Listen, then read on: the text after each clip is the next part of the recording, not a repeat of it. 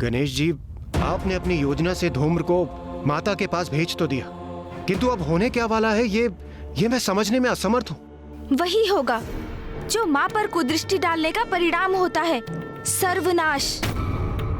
माँ ने उसे अपना क्षणिक दर्शन दिया होगा और अब तक धूम्रलोचन शुंभ तक पहुंचकर उन्हें माँ और देवियों की सूचना दे चुके होंगे। ऐसा अद्भुत सौंदर्य और उस सौंदर्य की धनी ऐसी सुंदरी तो संसार में कोई भी नहीं, और आप जैसा पुरुष भी संसार में दूसरा कोई नहीं। सौंदर्य के साथ शक्ति सामर्थ्य भी है वो। स्वर्ग के अंतर्ध्यान सभी देवियों की रक्षा कर रही हैं वो। मैंने उन देवियों को भी उनके निकट देखा था।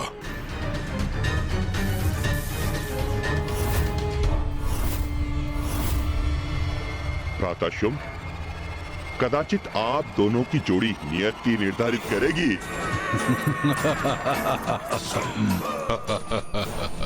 हाँ, और आप दोनों की जोड़ी अत्यंत भाएगी सभी को। आप दोनों का विवाह अवश्य ही होना चाहिए। उस स्त्री के साथ न्याय तब होता जब मैं उसे मेरे प्रति अपराध करने का दंड देता।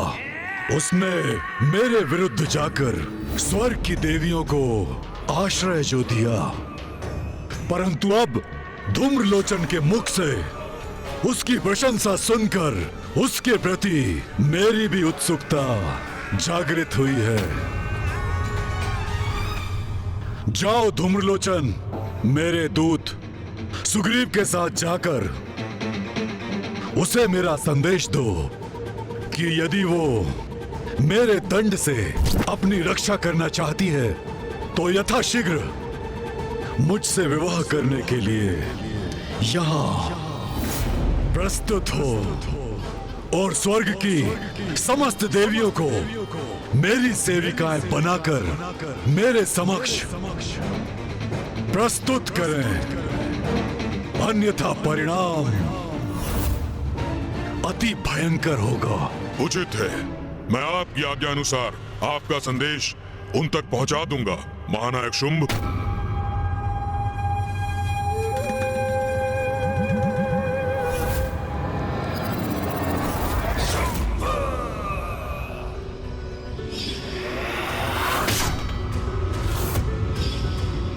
ये उचित नहीं हो रहा। महाराज शुंभ को मुझे देवी कौशिकी की महिमा के बारे में सूचित करना होगा।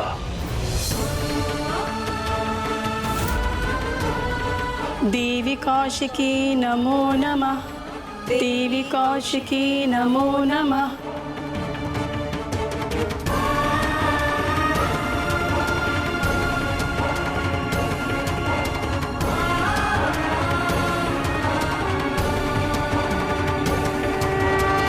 पुत्रियों,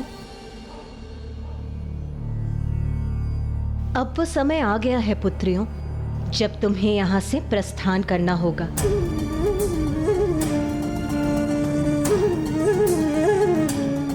परंतु क्यों माता?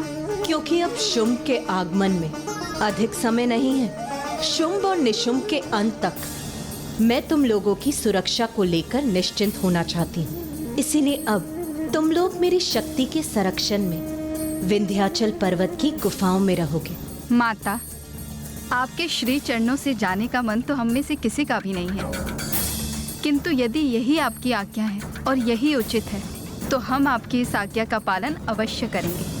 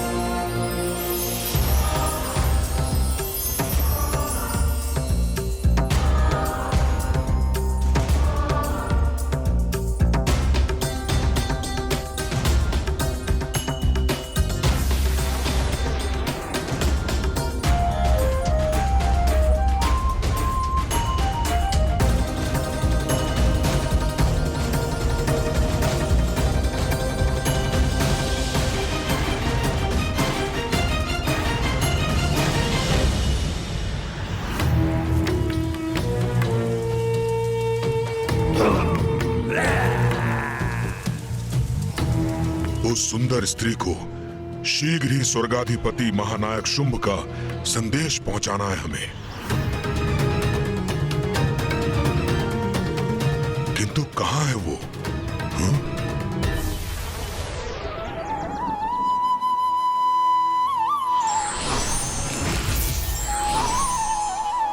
हमारी रक्षा कर हमें सुरक्षित रखने के लिए आपका कोटि कोटि धन्यवाद माता। हमारी प्रार्थना है कि आपकी कृपा दृष्टि इसी प्रकार हम पर सदा बनी रहे। अवश्य पुत्रियों, माँ हूं मैं और संतान की रक्षा माँ का धर्म है।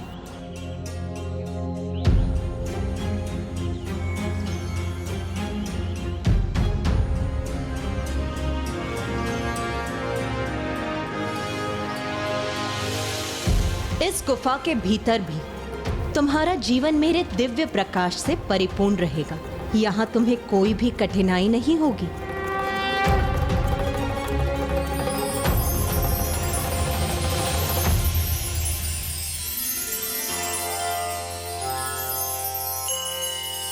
माता हमारे जीवन को कभी भी अंधकारमय नहीं होने देंगी। माता की असीम कृपा पाकर हम कृतार्थ हुए।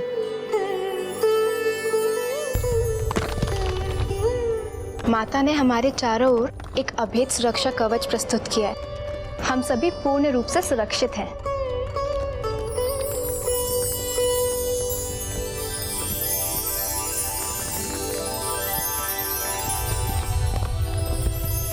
अब कोई भी दुष्ट असुर देवियों के निकट नहीं आ पाएगा। माता, आपकी भक्ति ही हमारी शक्ति है। उसी कारण असुरों की कुदृष्टि से हम लोग सुरक्षित हैं। पुत्रियों, जगत जननी हूं मैं, सभी मेरी संतानें हैं और संतान इन असुरों के समान पथभ्रष्ट हो भी जाए किंतु माँ अपना दायित्व कभी नहीं भूलती। तुम्हें अब कोई कष्ट नहीं होगा, निश्चिंत रहो। सेनापति धूम्रलोचन जी, अपनी गति थोड़ी धीमे कीजिए ना। मेरे पाँव पीड़ा के कारण फटे जा रहे हैं।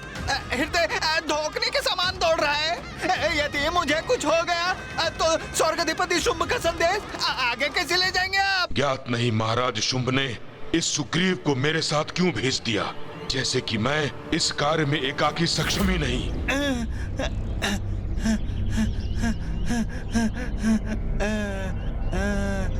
सेनापति धूम्रलोचन जी, आपको पूर्ण विश्वास है ना कि हम उचित मार्ग पर हैं?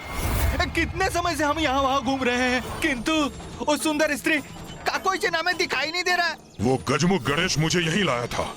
हम उत्तर दिशा से आए थे और इसी पर्वत पर उतरे थे। यहीं कहीं है वो स्थल, देखता हूँ।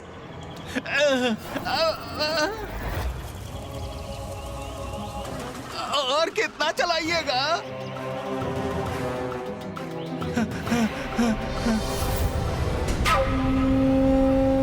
शब्दों के सत्य असत्य की परख तो दृष्टि से होती है।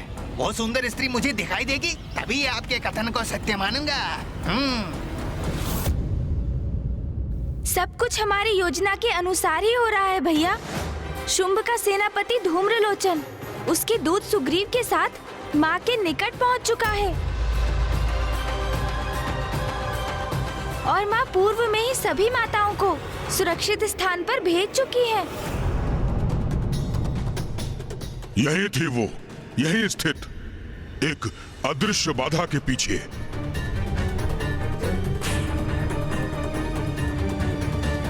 अरे इस निर्जन वन में मुझे अकेला छोड़कर मत जाइए धूम्रलोचन जी।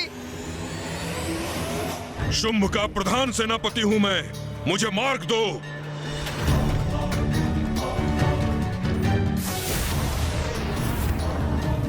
मैं उचित स्थल पर पहुंचाऊं सुग्रीव। अब तुम्हें और अधिक चलने की कोई आवश्यकता नहीं। हम अपने गंतव्य पर पहुंच चुके हैं। अद्भुत! अचानक इस वन में दिव्य प्रकाश प्रकट हो गया, जैसे कोई गुप्त द्वार अचानक खुल गया हो।